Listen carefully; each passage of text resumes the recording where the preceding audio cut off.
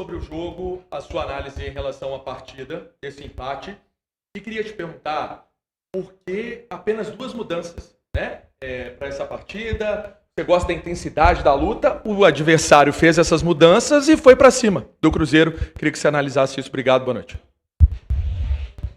Boa noite. Em primeiro lugar, vocês sabem as nossas limitações para este jogo.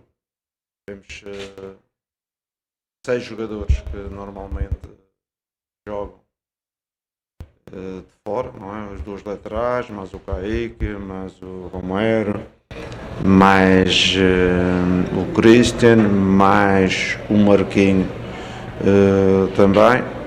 E tivemos que arranjar a equipa da melhor forma, ok? E a gestão da equipa nas substituições, mais do que da ordem estratégica, foi ver até como é que eles aguentavam, que é para a gente mudar.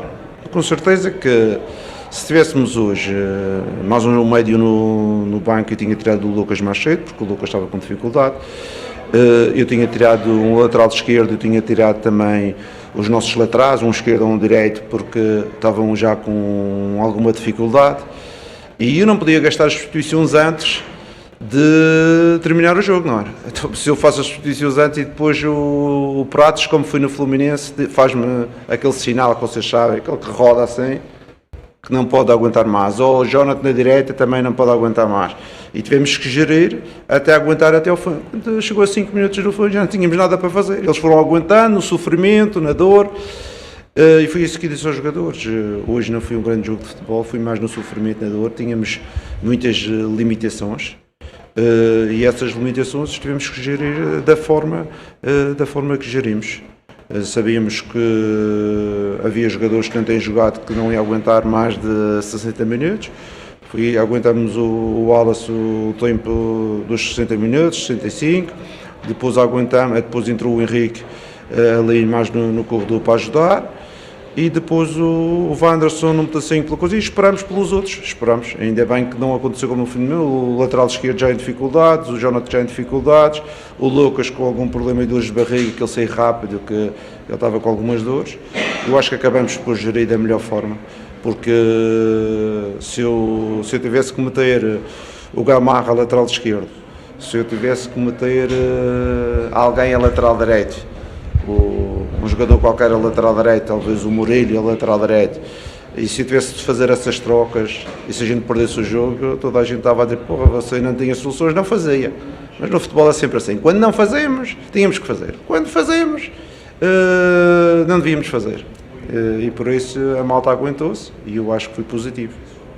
Ô Jardim, um começo de jogo muito intenso, né, que é uma característica desta equipe, e depois o ritmo vai caindo. Pelo adversário ou essa questão física também, mesmo com esse tempo todo de recuperação de um jogo para o outro, tem afetado essa intensidade que você tem emplacado aqui no Cruzeiro? A intensidade caiu na segunda parte por um fator que já lhe disse. Existe 5 ou 6 jogadores na equipa que entraram de início que não têm rodagem para jogarem 90 minutos, porque isto acontece no Cruzeiro, como acontece no Barcelona, como acontece nos jogadores que não jogam menos. Ninguém esperava que o Wallace fizesse 90 minutos, ninguém espera que o Henrique conseguisse fazer. Os 2 laterais fizeram ainda bem, mas eles foram-se aguentando a lei, que a gente também não tinha muitas trocas no banco para fazer nessa posição. E como lhe disse, a gente geriu aquilo que a gente sabia que ia acontecer.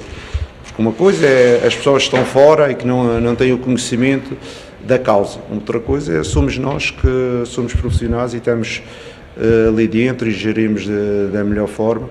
E eu acho que conseguimos gerir sem lesionar os jogadores e mantendo um equilíbrio até ao fim.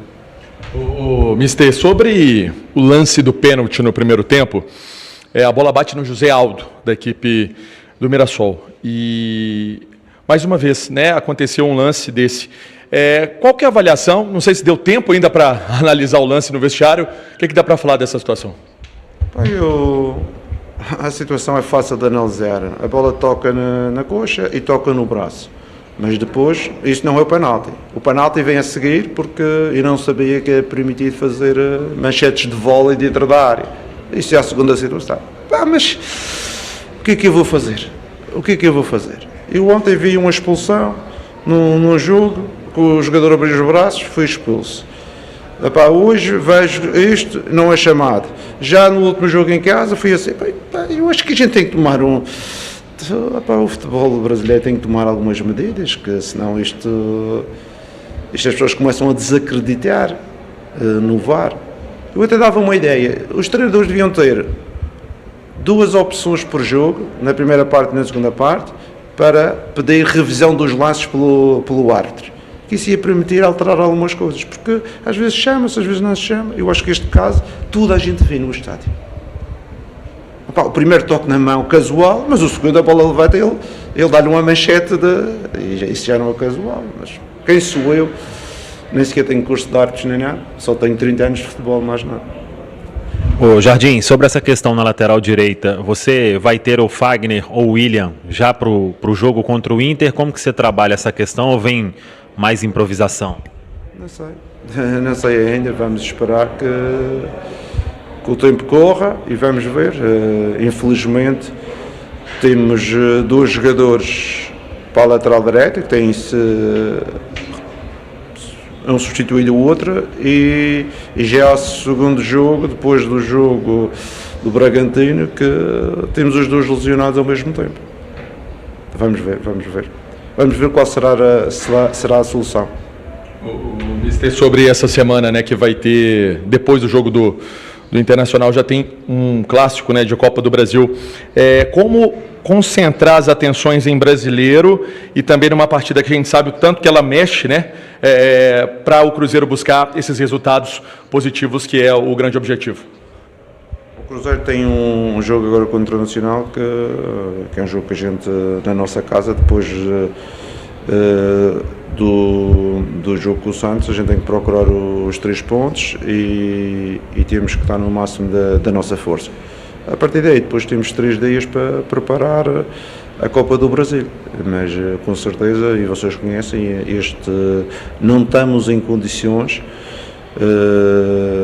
de abdicar do campeonato.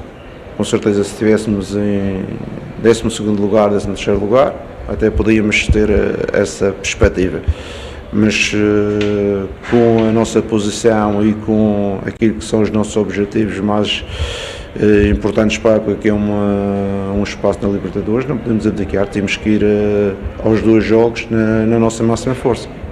Jardim, o Cruzeiro tem 4 atletas na lista da CBF, né, na pré-convocação, no início da semana tem a lista definitiva. Claro que é um reconhecimento ao trabalho de todos, né? Fica ali no meio termo, até pensando no segundo jogo da Copa do Brasil. Como que você pensa administrar isso? Ou não está no seu controle? Não, em primeiro lugar, fico satisfeito que estes atletas do Cruzeiro tenham visto o seu trabalho valorizado pelo selecionador. Todos eles têm feito uma excelente época e fico contente quando temos jogadores na seleção e mais na seleção brasileira, que é a seleção do país que trabalhamos. Fico com enorme satisfação. Eu brincava com o Kaique e dizia, é a primeira vez um menino que no início da época nem era opção para jogar a titular e hoje em dia está na seleção brasileira. Ficamos extremamente satisfeitos, como o Caio, que era um jogador desvalorizado no início da época e hoje em dia está na seleção brasileira. Eu acho que temos que estar todos satisfeitos por a trajetória destes 4. Obrigado, gente. Obrigado. Muito bem. Está aí o técnico Leonardo Jardim na entrevista coletiva.